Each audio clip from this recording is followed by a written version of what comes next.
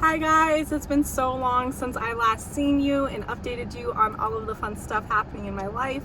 So today is solely a video that I am just going to get after. We're going to be talking about reserve, flight attendant life, transfers, my IOE, all of that fun jazz. So I just first and foremost want to start off with saying that if you are a person that is going, switching in between my social medias, please do not put me on blast in the comments. I don't say the airlines that I am with for a reason, and I would like to keep it that way. Just company policies. If you watch flight attendant vlogs, most of them don't say the companies that they're with, and I only say that because what I think and feel has nothing to do with the company or companies, airlines, any of that general that I am with or that are out there.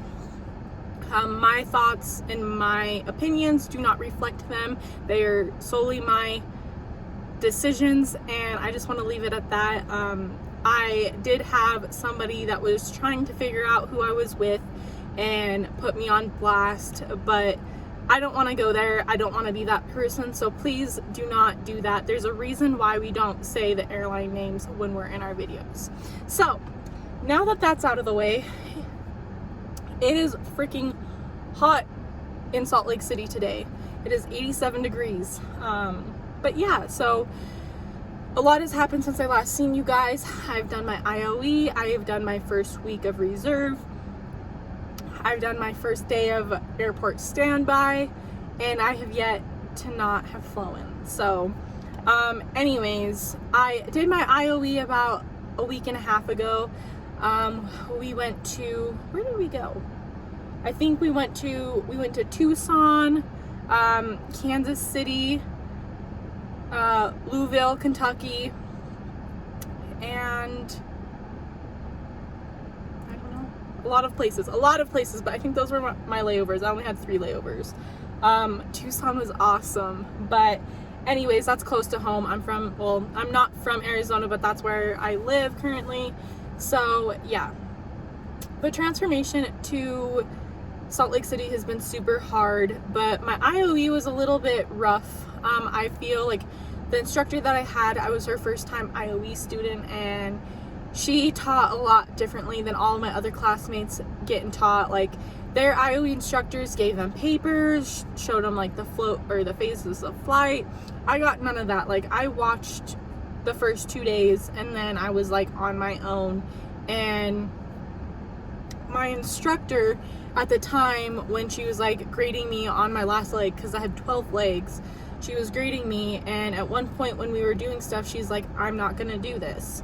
And so then that Friday, when it was my last leg, I was like, are you going to grade me on doing it? And she was like, yeah, it's your job. And so then I started getting frustrated, and I almost got to a point where I was in tears and crying, because that's just how I am when I'm angry and frustrated. And she said, don't get mad at me because you don't know how to do the job. And so then that made me even more mad. And yeah, I almost deployed a slide. Because my process during my IOE was very hectic. Every single day we were rushed. Every single day we were delayed by an hour and a half in Chicago, and I was trying to get on a commuting flight back home that night, and my flight was like at 10:40 at night, and I ran from, my gates were the A gates in Salt Lake City. And if you guys know, you know, but I ran from the B gates to the A gates, back to the B gates, because my gates weren't at the A gates anymore, which my app did not update, so love that for me. But I ran for a good 30 minutes, and I was literally 20 seconds from almost not getting on the flight. So I got very lucky that I made it in time. But my IOE was just like very chaotic, and it left me questioning a lot. So I feel like very scared to be flying on my own right now, and I am still eager to this whole entire week. So I haven't flown for a week and a half, and this week I came to Salt Lake City, and it was my first week on reserve, and the first 2 days I sat in my crash pad. Not the most ideal thing, and a lot of my classmates from class 10 are all figuring that out, and it's okay to feel abnormalities and feel all of the resentment or frustration on learning all of these new things, because we're not used to it. It's a complete different career. There's a lot to it, and I just want to take a minute to let people know who are thinking about getting in the career, it's okay to feel unsure about things. It's normal. Like, if you're not a human if you don't do that. But our first week of reserve, pretty much, I mean, a lot of my people from my class have been flying. I haven't got one flight yet, but I sat ready reserve last night at the airport. My reserve is 9 a.m. to 9 p.m. So really it's the frustration of wasting an entire day and not having anything planned, or anybody to do stuff with. Like, reserve sucks. It straight up sucks, and I'm not gonna lie to you guys. If you guys have watched my videos from day one, I am not a cookie cutter. I give it to you straight, real, and raw, and that's just how it's always gonna be. But reserve really sucks. So me getting into flight attending this last week, I've been feeling really frustrated because I'm not really sure if I want to do it anymore. I've been questioning it.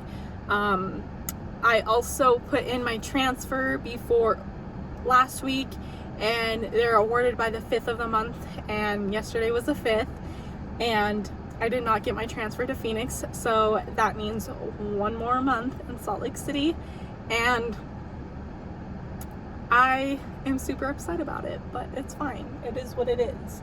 But anyways, I just feel like all of these things, because CRASHPAD life is not ideal. It sucks.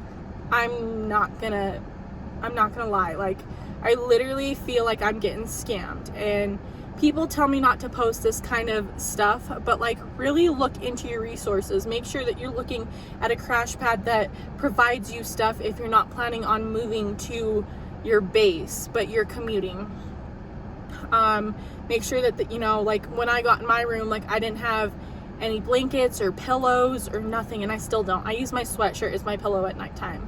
But ever since I've been in Salt Lake City, I'm used to having a really high-rise bed, and I'm sleeping on a bunk bed, but I sleep on the bottom part, and I have vertigo, so that is like causing my vertigo just to be insane right now. But CRASHPAD life is not ideal.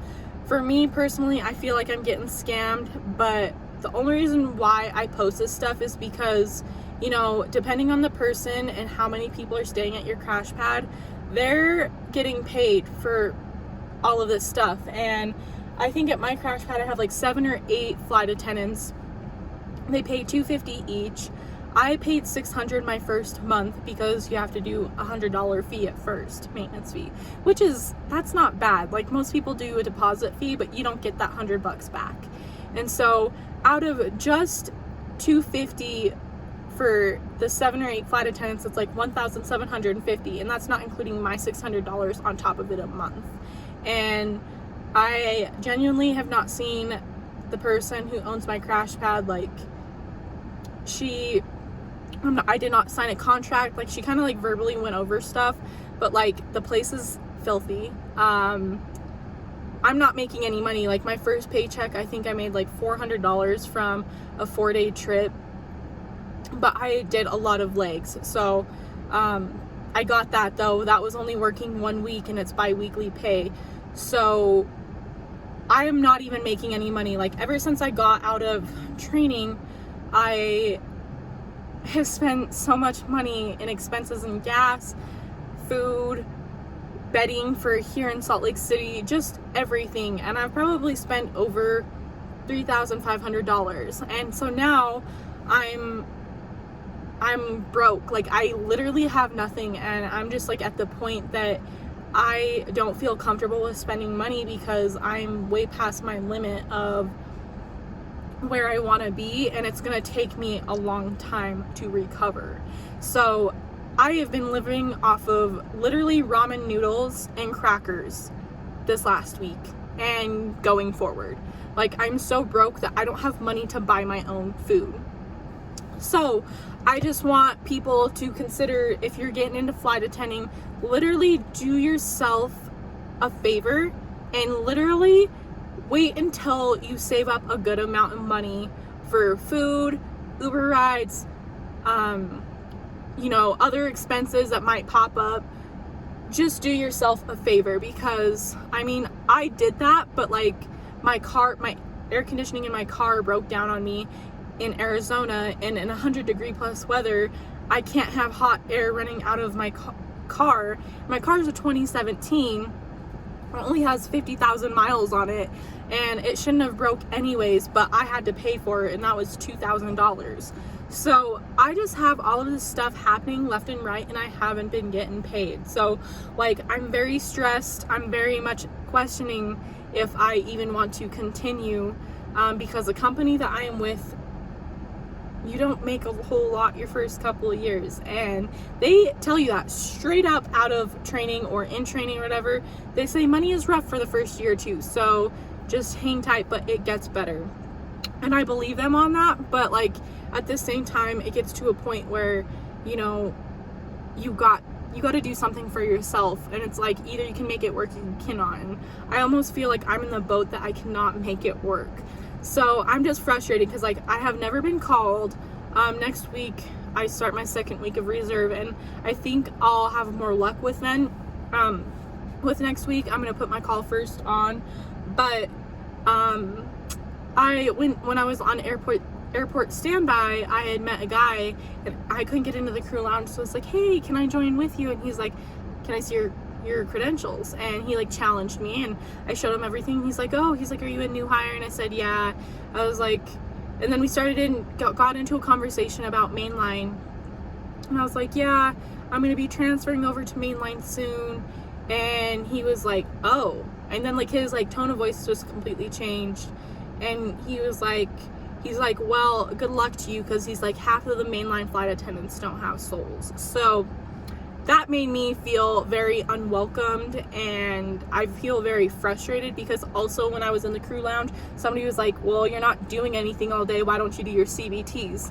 And I'm like, I literally am just sitting here minding my own business. Like, why do you have to be that rude to me? So this is a lot of information at once, but I just wanted to give you guys an update in regards to everything that's happened, because it's just been so frustrating, and I'm still currently on reserve right now. It's 3 p.m. and I don't get off until 9, but I'm trying to catch a flight home tonight, because I have a lot of family stuff going on tomorrow. I got to get my second COVID shot. I have to submit documents to a company, and I just have a lot going on. So Salt Lake City is not my favorite, not gonna lie, but we're just here, we're trying to survive.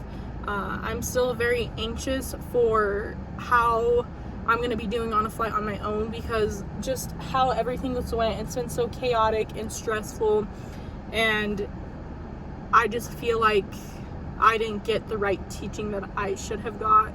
So I'm just anxious all the way around, and no matter what I do to calm myself down, nothing ever works, because there's always something going on in the back of my head. But my IOE was a lot of fun. My first officer, he was so cool. He bought me a little horseshoe, and we went to the Churchill Downs, and he bought me a little horseshoe, and he's like, oh, it's for good luck. And I carry that with me everywhere now, because it's just like a little sentimental thing. But he did something really cool for me. He let me come in the cockpit during flight at sunrise, and that was probably one of the coolest views I've ever seen. I really, straight up after that, like, I want to become a pilot, but just thinking about the money it costs to become a pilot, ugh. But anyways, he was such a nice guy. He made my trip 110 times more great than I could have ever imagined. But yeah, so there's a lot going on. Pretty upsetting for June and July that I have to stay in Salt Lake City, but it is what it is. I'm just gonna have to accept it. But there is a lot more going on behind the scenes, and eventually I will be updating you guys in regards to what's going on. But I haven't had a whole lot of time or setting to make a video for you guys or update you on anything. So I know half the time all of my videos are about me just sitting in my car talking or sitting in a house talking, and I don't really know how to record me doing things. Like, I don't know how people vlog, especially flight attendants that vlog their trips and stuff. I do not know how they do it because I literally struggle. And yeah, so I am sorry for, you know, the content that I provide you guys with, but if you listen and you stick with me and you subscribe, I appreciate you so much, and I cannot say it enough. But I want to make a video on how to become a flight attendant. I don't know if you guys would be interested in that, so if you might be, comment down below. I would love to share with you guys some of my little tips and tricks. I know how some people have been privately messaging me asking me for help, so if that's something that you're interested in, please go ahead and reach out to me and I'll try to help my best that I can. And yeah, if you guys would just give me some ideas of content that you want to see, I hopefully want to keep on updating you in regards to layovers and, you know, fun trips that I'm on. But guys, I haven't got any yet, so hang tight with me. But yeah, so I hope all of y'all have a great rest of your week. I am going home tonight. And yeah, but I will be talking to you guys in the next video. Bye.